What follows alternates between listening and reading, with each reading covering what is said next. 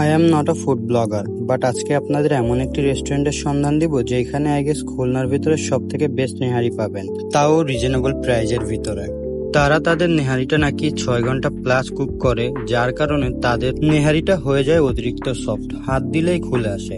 তাদের নেহারির ব্রথটাও ছিল খুবই অ্যামেজিং। সব মিলিয়ে তাদের নেহারিটা আমার কাছে খুবই ভালো লেগেছে, একদমই পারফেক্ট বললে চলে। তারপরেও তাদের নেহারিকে আমি রেটিং দিব 10-এ 8, কারণ তাদের পরোটাটি আমার কাছে একটু ছোট মনে হয়েছে।